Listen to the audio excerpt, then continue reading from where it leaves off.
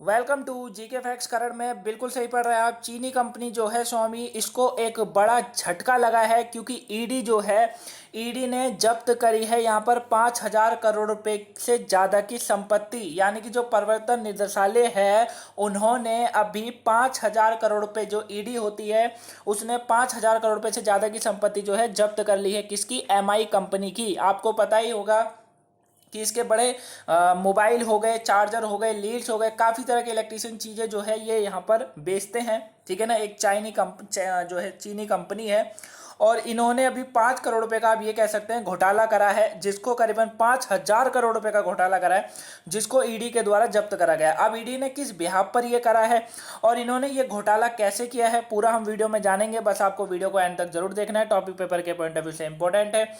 1-2 number का question topic से पूछा जा सकता है। क्लियर है? पीडीएफ का लिंक डिस्कशन बॉक्स में डाउनलोड कर लीजिएगा। चलिए जानते हैं क्या है आखिर में पूरा मामला।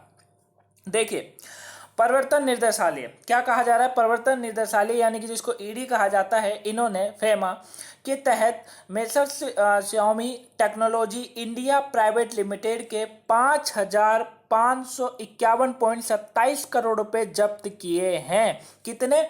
5,551.27 करोड़ रुपए जब्त करे हैं। और ये जो ईडी ने फेमा के तहत करे हैं। अब आप पूछेंगे सर फेमा क्या होता है? अभी जानेंगे, वीडियो को एंड तक जरूर देखिए। फेमा के तहत ये सब किया है। ठीक है ना। अब कंपनी ने क्या बोला है, जो कंपनी है उन्होंने क्या बोला है, ये जो स्वामी इंडिया चीन स्थित स्वामी समूह की पूर्ण स्वामित्व वाली एक सहायक कंपनी है। आपको पता ही है, एक चाइनीज कंपनी है। ये क्या करती है? इलेक्ट्रॉनिक सामान में डील करती है। ठीक है ना। ये भारत के साथ इलेक्ट्रॉनिक सामान में डील करती है। आपको पता ही है, जहां आप कोई सैमसंग का मोबाइल खरीदें या नोकिया का मोबाइल खरीदें, वो आपको कितने का मिलता है? करीबन 10,000 12,000 का मिलता है ना। हालांकि अब तो रेट गिर गए हैं, लेकिन पहले की जब ये कंपनी आई थी 2014 में, तब मैं बात कर रहा हूं। इन्होंने क्या करा, जो आपको एप्स महंगे फोनों में मिलते हैं वही इन्होंने सस्ते फोनों में डाल दिए। तो ये कंपनी बिल्ड हो गई। ये कंपनी ने एक बड़ा एम्पायर सा अपना यहाँ पर खड़ा कर दिया। ठीक है ना। उसके बाद सब तरह की चीजें ये लाने लगी। अब हुआ क्या है कि पैसा जो है कंपनी अलग अलग अकाउंट में जमा था कंपनी का।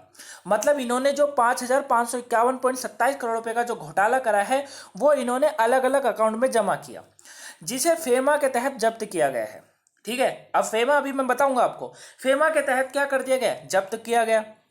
अब ईडी ने इस साल फरवरी महीने में कंपनी की ओर से किया गया अवैध लेन देन के संबंध में जांच शुरू करी थी। ईडी के अधिकारियों का माने तो कंपनी ने साल 2014 में भारत में काम शुरू किया और साल 2015 से पैसा भेजना शुरू कर दिया। मतलब करीबन आप ये कह सकते हैं कि कंपनी ने 2014 में काम शुरू करा। ठीक है। 2014 में काम शुरू किया, याद रखिएगा, 2014 में काम शुरू किया। क्लियर हो गया? क्लियर हो गया। और 2015 से अवैध तरीके से पैसे भेजने स्टार्ट कर दिए। मतलब जिसका कोई भी रिकॉर्ड इन्होंने नहीं रखा। और इन्होंने जो है ये सारा किस आड़ में करा, वो जो है ये सारा जो इन्होंने कहा वो किसके तहत इन्होंने किया? इन्होंने कहा हम रॉयल्टी के आड़ में ये सारा मामला इन्होंने करा है। ठीक है। अब इसका जो पता लगाया वो फेमा ने लगाया। भाई किसने लगाया? फेमा ने लगाया। जब फेमा ने इसका पता लगाया तो फेमा के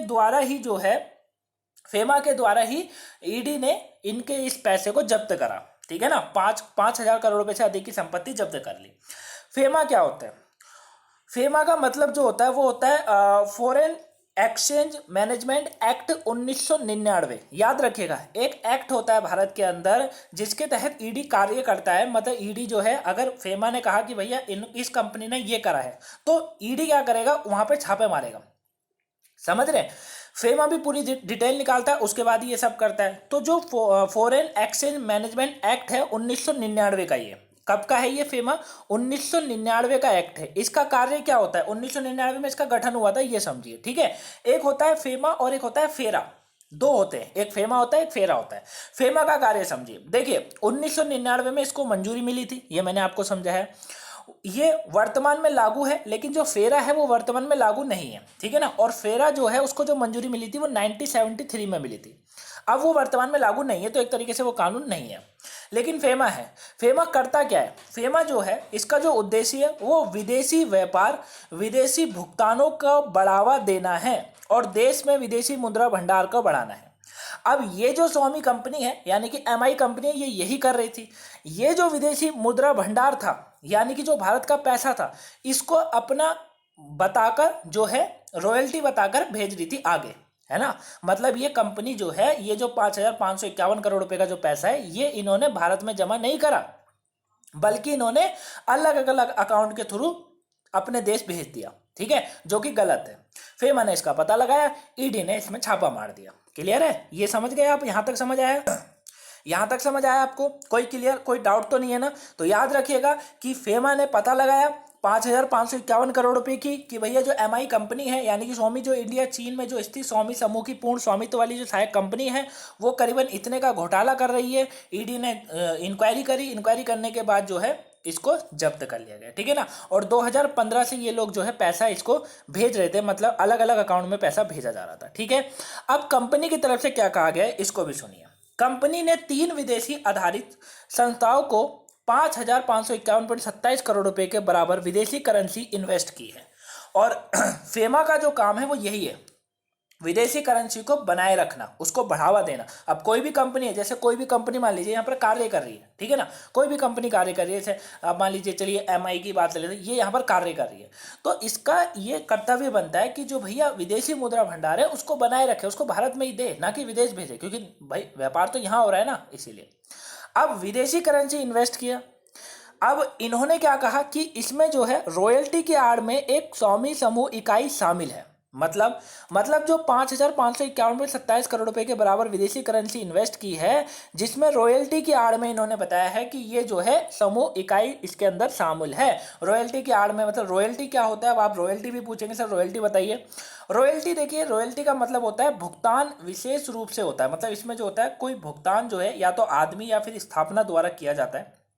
मतलब जैसे संपत्ति, जैसे पेटेंट हो गया, संपत्ति हो गई, पेटेंट हो गया, फ्रेंचाइजी हो गई, कॉपीराइट हो गई, या प्राकृतिक सुविधा जो होती है ना, उसके मालिक को दिया जाता है ना। इन्होंने ये इस आड़ में इसको रॉयल्टी बोला जाता है, कि मतलब पेटेंट, फ्रेंचाइजी या कुछ भी यूज करते हैं ना, तो उसके आड़ में दिया जाता है, तो उसको रॉयल्टी बोलते हैं। इन्होंने रॉयल्टी के आड़ में ही ये सारा कार्य किया है। और रॉयल्टी के नाम पर इतनी बड़ी रकम कंपनी के चीनी समूह के संस्थाओं के आदेश पर भेजी गई। अन्य 2, इन्होंने 3 भेजी थी ना, 3 विदेशी आधारित, तो 2, एक तो इन्होंने वहां भेज दी, 2 इन्होंने यूएस से आधारित असंबंधित संस्थाओं को करोड़ों रुपए की राशि भी जो है स्वामी समूह के संस्थाओं के अंतिम लाभ के लिए थी, ठीक है ना। तो कुल मिला के ये उल्टे तरीके से बताकर जो है पैसा भेज रहे थे अपने देश में, ठीक है। और इसी को देखते हुए जो है यहाँ पर अभी इन पर 5,000, करीबन 5,000 करोड़ रुपए से भी अधिक की संपत्ति इनकी जब्त कर ली गई है, ठीक है। तो ये पूरा टॉपिक था गाइस, आई होप आप इसको अच्छे से समझ गए होंगे। कोई डाउट हो कमेंट बॉक्स में बताइएगा। ईडी की थोड़ी सी बात कर लेते हैं, ईडी आखिर में क्या है। जो ईडी की अगर हम लोग बात करें, तो ईडी यानी कि इन्फोर्समेंट डायरेक्टोरेट है, ठीक है, इसको कहा जाता है। 1 मई 1956 में स्थापना हुई थी, आज से करीबन 65 साल पहले। और गवर्नमेंट की एक एजेंसी है ये, ठीक है, याद रखिएगा। देखिए यहाँ पर भी वही बात बोली जा रही है कि ये फेमा के तहत कार्य करती है। 1999 में फेमा इससे कुछ भी कहेगा वो। उसके बाद जो है प्रिवेंशन ऑफ मनी जो लॉन्ड्रिंग होती है, उसके ऊपर एक्ट है 2002 का, उस पर भी अगर ये भी कोई अपनी रिपोर्ट देते हैं तो उसके ऊपर भी ये कार्य करती है, ठीक है। साथ में न्यू दिल्ली के अंदर इसका हेडक्वार्टर है। निर्मला सीतारमण जो है मिनिस्ट्री है, ठीक है ना, रिस्पॉन्सिबिलिटी इनकी मिनिस्ट्री निर्मला सीतारमण जी यानी फाइनेंस मिनिस्टर के हाथ में, ठीक है। और एजेंसी एग्जीक्यूटिव्स की बात करें तो आईआरएस है संजय कुमार मिश्रा, वो इसके क्या है, एजेंसी एग्जीक्यूटिव्स है, ठीक है ना, ये याद रखिएगा। और ये सब आप इसमें देख ही सकते हैं, ठीक है। तो आई होप आप इस टॉपिक को अच्छे से समझ गए होंगे। कोई डाउट हो कमेंट बॉक्स में बता दीजिएगा, वहाँ आपको आंसर मिल जाएगा। पीडीएफ का लिंक डिस्क्रिप्शन बॉक्स में गाइस, वहाँ से डाउनलोड कर लीजिएगा। अगर आपने सुबह की वोकैबुलरी नहीं देखी हो, देख लीजिएगा, पेपर के पॉइंट ऑफ व्यू से इंपॉर्टेंट है। मिलेंगे नेक्स्ट वीडियो में, तब तक के लिए thank you for watching guys.